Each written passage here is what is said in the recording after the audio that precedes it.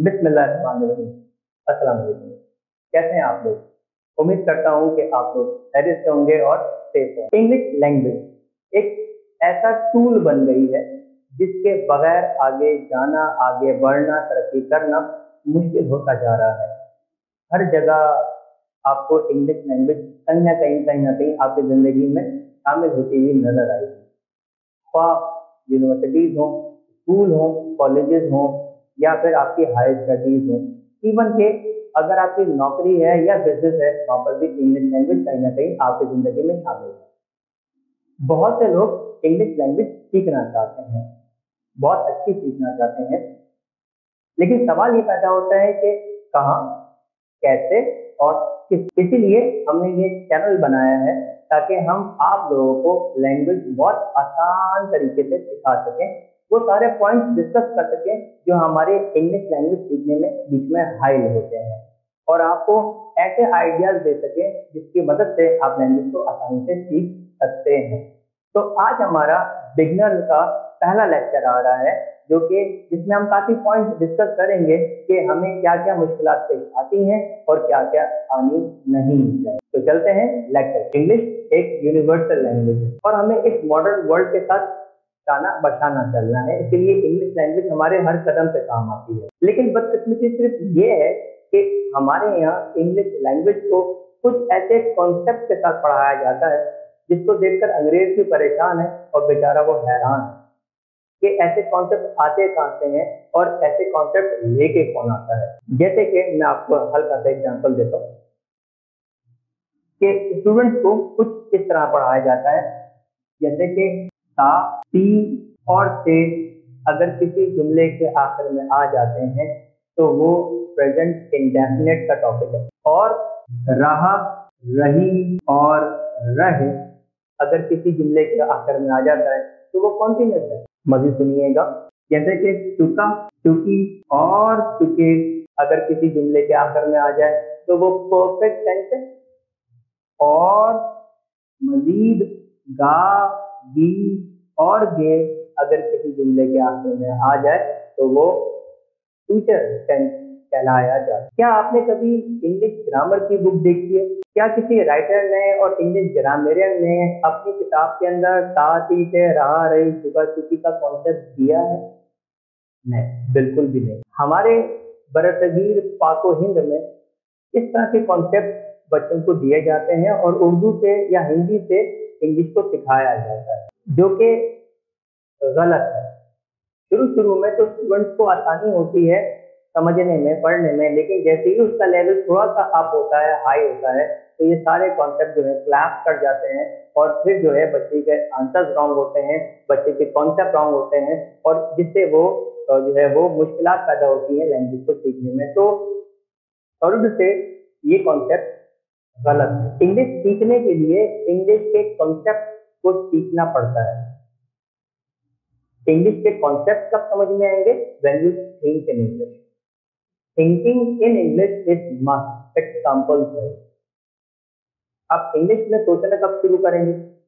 When you are habitual of reading and listening in English. English में जब आप पढ़ना शुरू कर इंग्लिश को जब आप पढ़ना शुरू करेंगे और इंग्लिश को ही जब सुनना शुरू करेंगे तो आपके ख्यालात, आपकी थिंकिंग तमाम इंग्लिश में डेवलप होती चली जाएगी, और इस तरह आपके इंग्लिश के जो कॉन्सेप्ट हैं वो भी क्लियर होते चले जाए। लिसनिंग जरूर करें, इंग्लिश को सुनकर समझने की जरूर कोशिश करें। माना कि शुरू शुरू में नहीं समझ में आएगा, लेकिन यहाँ पर मैं एक फ्रेज कोट करना चाहूंगा, slow and steady wins the race. आहिस्ता आहिस्ता आहिस्ता आहिस्ता जब आप आहिस्ता आहिस्ता लिसनिंग करते रहेंगे और गौर करते रहेंगे, ऑब्जर्व करते रहेंगे, तो आपको वो लैंग्वेज समझ में आने लग जाएगी जो कि प्योर अंग्रेज की लैंग्वेज है। और रीडिंग लाजमी है, किताब के बगैर नींद नहीं आनी चाहिए। लिटरेचर पढ़े या कोई नॉवल उठा लें, नॉवल पढ़े। इस लिसनिंग और इस रीडिंग से हमें वो लैंग्वेज आ जाएगी जो अंग्रेज बोलता है, और फिर वक्तन फवक्तन और with the passage of time हमें उस लैंग्वेज पर आहिस्ता आहिस्ता अबूर होता चला जाएगा। वो कॉन्सेप्ट हमारे क्लियर होते चले जाएंगे जो हमें प्रॉब्लम क्रिएट करते हैं उस लैंग्वेज तक पहुंचने में जो प्योर अंग्रेजी लैंग्वेज। तो चलते हैं लेक्चर की तरफ। आज मैं कहाँ से स्टार्ट लूंगा, आज मेरा लेक्चर पहला कौन सा है और कहाँ से स्टार्ट लेना चाहिए, तो आइए हम आपको बताएं। अपना लेक्चर वर्ड क्लासेस की तरफ, ये पहला लेक्चर है, शुरू में करूंगा वर्ड क्लासेस। अब ये वर्ड क्लासेस क्या होता है, ये वर्ड मेरे ख्याल में आपने पहली दफा सुना होगा या पहली दफा आपने लिखा हुआ देखा होगा। वर्ड क्लासेस को हमारे यहाँ आज तक पार्ट ऑफ स्पीच के नाम से पढ़ाया जा रहा है, सिखाया जा रहा है। अंग्रेज ने एक नई टर्मिनोलॉजी निकाली है वर्ड क्लासेस। अब अंग्रेज ने पार्ट ऑफ स्पीच का लफ्ज इस्तेमाल करना छोड़ दिया है।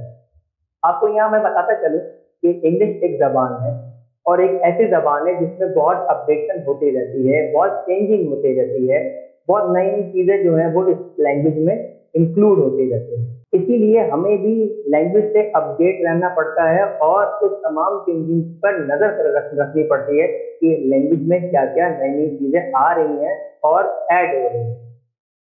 अगर हम इस अपडेशन पर नजर नहीं रखेंगे तो फिर हम एक अच्छी म्यारी लैंग्वेज से दूर हो जाएंगे। अपडेशन लाजमी है, चीजें देखना जरूरी है कि अंग्रेज की जो नई नई एडिशन आ रही हैं उनमें क्या क्या वो चेंजिंग लाता जा रहा है। तो पार्ट ऑफ स्पीच क्या होते हैं आइए देखते हैं। वर्ड क्लासेस या फिर पार्ट ऑफ स्पीच। अब वर्ड क्लासेस कितने हैं? There are 8 word classes. आइए मुलाजा फरमाइए। 1 2 3 4 5 6 7 8। सीक्वेंस देखिए आप, यही सीक्वेंस बोलते वक्त होनी चाहिए और यही सीक्वेंस लिखते वक्त होनी चाहिए। सीक्वेंस क्यों जरूरी है इसकी वजह मैं आपको अभी बता देता हूँ, लेकिन ख्याल रखिएगा सीक्वेंस का कि जो वर्ड क्लासेस है वो इसी सीक्वेंस से समझाई, लिखी और बताई जाती है। जैसे कि पहला है हमारे पास नाउन, दूसरा है प्रोनाउन, तीसरा है एडजेक्टिव, शुरू के 3, चौथा है वर्ब, पांचवा एडवर्ब, छठा प्रपोजिशन, सातवां कंजंक्शन, छठा और आठवां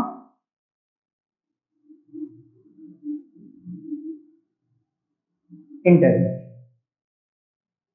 अब आते हैं इसकी सीक्वेंस पे कि अंग्रेज ने इसको इस तरह और एक सीक्वेंस में क्यों रखा।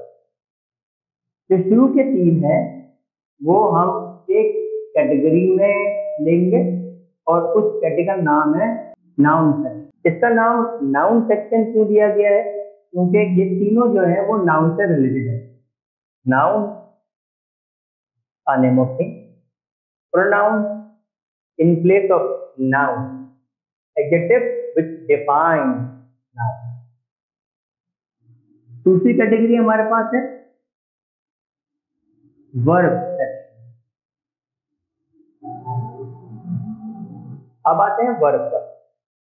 Verb is a very important part of language. Verb की डेफिनेशन में एक्शन भी है हमारे पास और स्टेट भी है हमारे पास। Verb talks about action and state also. Adverb which defines verb, इसीलिए ये कैटेगरी वर्ब सेक्शन में चलेगा।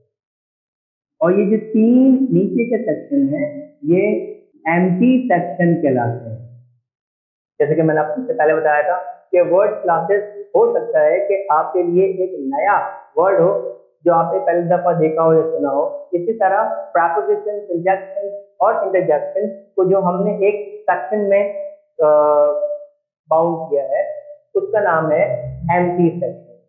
ये मैं उस लिहाज से पढ़ा रहा हूँ, ये मैं उस लिहाज से लेक्चर दे रहा हूँ जिस तरह अंग्रेज लेक्चर्स देते हैं अपनी लैंग्वेज को इजी और आसान बनाने के लिए। तो इस सेक्शन का नाम है एम्प्टी सेक्शन। ये एम्प्टी सेक्शन नाम क्यों दिया अंग्रेज ने, आइए उसको जरा सा एक्सप्लेन कर लेते हैं। जैसे कि मैंने बताया आपको कि प्रीपोजिशन, कंजंक्शन और इंटरजेक्शन को अंग्रेज ने एम्प्टी सेक्शन के ग्रुप में डाल दिया है। अब ये एम्प्टी सेक्शन क्या है? ये एम्प्टी सेक्शन वो है, मतलब प्रीपोजिशन, कंजंक्शन और इंटरजेक्शन, इसके अपने अकेले कोई मायने नहीं निकलते। ये अपने खुद से मायने अकेले नहीं दे सकते जब तक ये जुमले में ना आ जाए। जैसे कि फॉर एग्जाम्पल एक प्रीपोजिशन है हमारे पास ऑन। अब ऑन की कोई ट्रांसलेशन नहीं है। ऑन अपने खुद मायने क्रिएट नहीं कर सकता जब तक ये जुमले में ना आ जाए। लेकिन लोगों से बहुत सुना होगा आपने कि ऑन के मायने हैं ऊपर।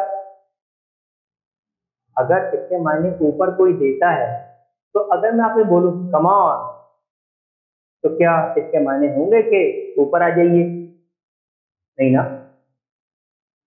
या अगर मैं जुमला देता हूं व्हाट्स गोइंग ऑन, तो व्हाट्स गोइंग ऑन के क्या ये मायने निकलेंगे कि ऊपर क्या हो रहा है या ऊपर क्या जा रहा है? नहीं ना। तो ये प्रीपोजिशन उस वक्त तक अपने मायने नहीं देते जब तक ये एक सेंटेंस में शामिल नहीं हो जाते।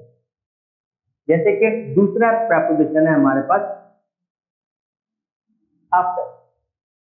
अब आपने लोगों से सुना होगा कि आफ्टर के माने बाद में। अगर आफ्टर के माने बाद में हैं तो एक जुमला है कि she is looking after her alien mother. अगर मैं ट्रांसलेशन निकालूं तो वो अपनी माँ वो अपने बीमार माँ के बाद में देख रही है। ऐसी कोई ट्रांसलेशन नहीं होती, ऐसे जुमले की कोई मायने नहीं होते। इसीलिए प्रीपोजिशन और आफ्टर, ऑन और आफ्टर जो प्रीपोजिशन है, प्रीपोजिशन अकेले अपने मायने कोई नहीं दे सकता जब तक ये जुमले का हिस्सा ना बन जाए। इसी तरह कंजंक्शन, कंजंक्शन में अगर हम लेते हैं बट, तो बट के मायने निकल सकते हैं लेकिन, बट के मायने निकल सकते हैं मगर, बट के मायने निकल सकते हैं सिवाय। आप कॉन्सेप्ट के साथ साथ लैंग्वेज सीखना शुरू करते हैं तो फिर यहाँ प्रॉब्लम आ जाती है। अगर आप प्रीपोजिशन के मायने निकालने लग जाएंगे तो फिर आप फंस जाएंगे। अगर आप कंजंक्शन के मायने निकालने लग जाएंगे तो फंस जाएंगे। तो ये प्रीपोजिशन और कंजंक्शन उस वक्त तक समझ में नहीं आते जब तक ये जुमले में आकर अपने प्रॉपर मायने ना दे दे। अब आते हैं इंटरजेक्शन की तरफ। जैसे कि एक इंटरजेक्शन है हुर्रा, मायने क्या होंगे? या फिर एक इंटरजेक्शन है हमारे पास अला, मायने क्या होंगे? नहीं, मतलब लैंग्वेज में कुछ चीजों के मायने होते हैं और कुछ चीजों का सेंस डेवलप करने के लिए सेंटेंस को देखा जाता है कि वो क्या मायने दे रहा है। हर चीज के मायने निकाल कर अगर हम जुमले में पुट अप करेंगे तो फिर वो जुमले के मायने कुछ से कुछ और हो जाते हैं और लैंग्वेज सीखने में हमें दुश्वारियां पेश होती हैं। अब मसला सारा ये है कि ये जो पार्ट ऑफ स्पीच मैंने आपको हल्की सी डिफाइन की है, इसी पार्ट ऑफ स्पीच को लेकर हम आगे चलेंगे और आगे वन बाय वन एक एक लेक्चर में आपको एक एक चीज जो है वो डिटेल से समझा दी जाए और बेहतरीन तरीके से लैंग्वेज आपको सिखाई जाएगी ताकि आप एक एक चीज को बेहतरीन तरीके से सीखें, समझें, आइडिया लें और लैंग्वेज उस तरह सीखें जिस तरह की लैंग्वेज होती है। ट्रांसलेशन से नहीं बोली जाती, सेंस से बोली जाती है। तो सेंस वाइज लेक्चर हमारे पास मौजूद होंगे। आप उस सेंस को देखें, क्रिएट करें, आइडिया लें और बेहतरीन लैंग्वेज सीखें। यहाँ मैं अपना लेक्चर एंड करता हूँ और आपसे यही रिक्वेस्ट है कि हमारे चैनल को सब्सक्राइब करें, लाइक करें, शेयर करें ताकि तमाम लेक्चर्स जो कि लॉजिकल है और सेंस बेस्ड है वो आप तक आ जाए और लैंग्वेज सीखने में आपको आसानी हो। शुक्रिया।